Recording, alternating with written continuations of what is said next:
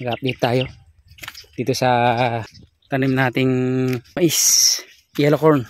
Tatanggal tayo ng mga damo. So ano na siya ngayon, 13 days mula nung naitanim.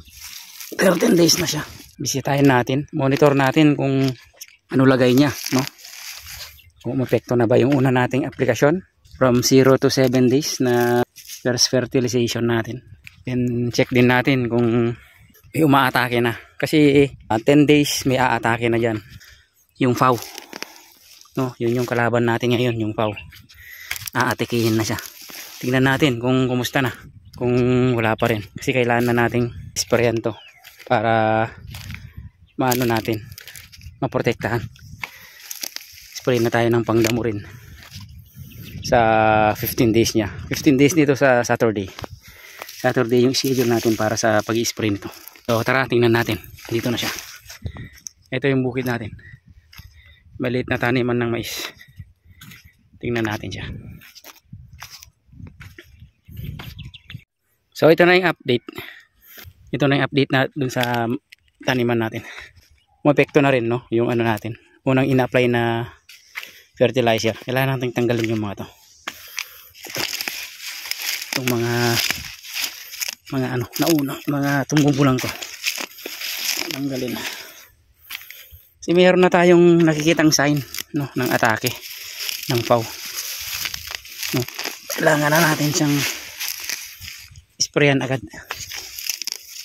Kasi may phobia na tayo dun sa nakaraang cropping. Natake tayo. Grabe yung atake ng FAW. So tingnan natin. Sa ngayon, malinis pa rin. Pero may makikita tayong mangilan-ilan na inaatake na ng FAW. So tingin tayo. Tingin tayo ng inatake ng FAW.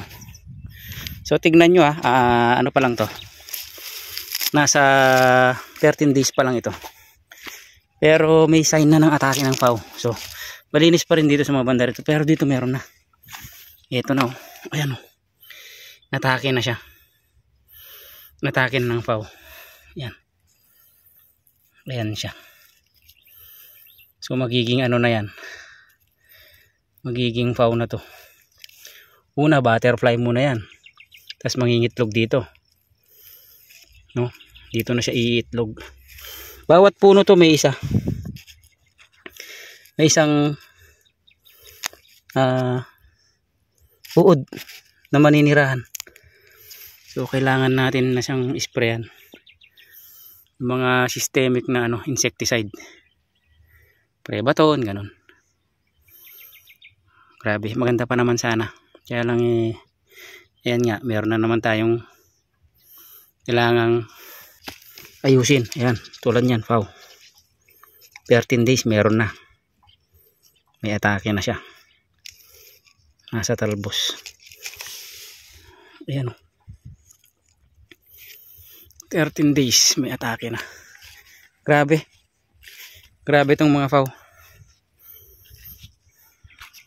Ganda pa naman sana nitong ano natin. Yung umuwelo na. Kaya lang ano. Pag ganito na yung dahon, meron na yan. Mag-i-start na yan. Kailangan na natin siyang antabayanan na natin yan. Anoin na natin yan. Para grabe. Ito maliliit pa lang, 13 days pa lang. How much more kung lumaki na to. Baka mangyari na naman yung nangyari nung nakaraan. Yan. Try nga natin minsan yung ano, yung paglalagay ng reagent. Kasi may natutunan tayo rin sa mga ibang pagmamais. Try natin yung paglalagay ng reagent. So yun nga yung gagawin natin. Baka sakaling effective dito sa lugar natin. So dun sa mga nakakaalam dun sa paglalagay ng reagent, i-comment nyo naman kung ano yung magandang gawin. Kung may mga ibang ano pa tayo, alternative way sa reagent.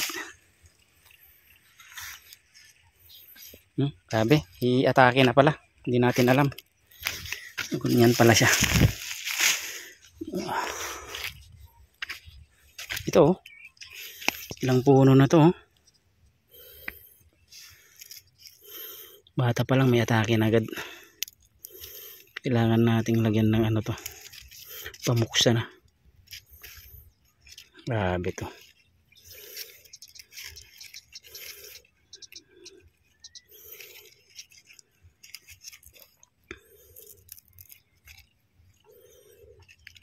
Aga naman ang mauud na to.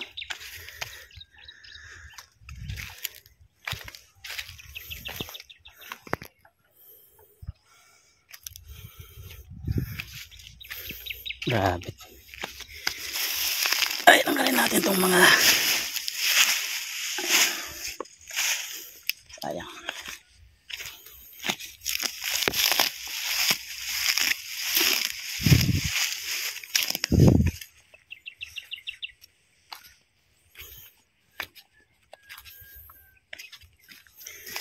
Pre baton, maganda rin dito sa mga fauna to. Lang mahal lang kasi.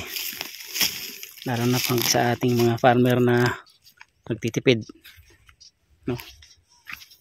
Parang manghihinayang tayo. Ang bilis naman may atake ng FAO dito ah. Kailangan natin siyang mapuksan na.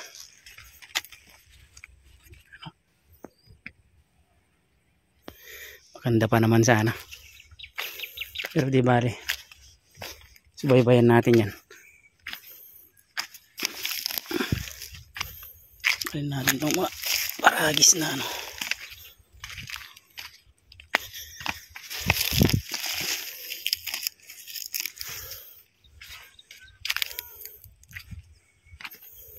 Grabe, may FAO na agad. Yung kapitbahay natin, ano kayang binhito namin ito. Okay itong mais niya, ano? Mag-spray na siguro ito. Kung sa atin mayroon ng atake.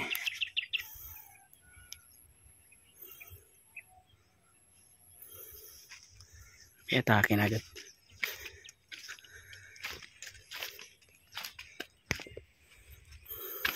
Kaya kailangan din nating tanggalin yung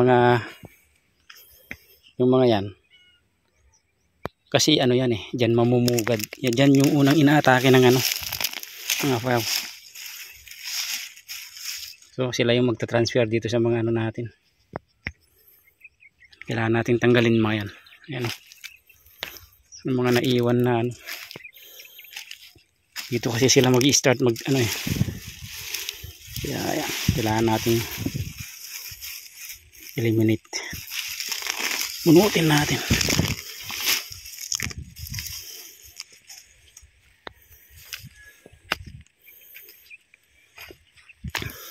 Meron na. May FAO na. Kailangan na natin isprayan agad. Gamitan muna natin ng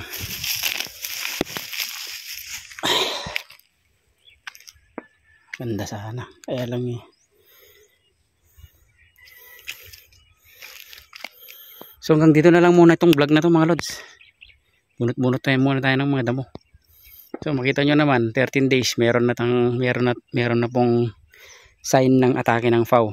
So sa mga maisan natin dapat anuhin na natin agad para hindi na lumala, no? Kasi may experience na tayo nung nakaraan. Binayan natin, umabot pa tayo ng 20 days bago nang spray ng pang FAO. Yun, grabe yung atake. Kaya ngayon pa lang, malilit pa lang, anuhin na natin para hindi siya ganun kalala. So yun lang mga lods. Ingat palagi. Bye bye.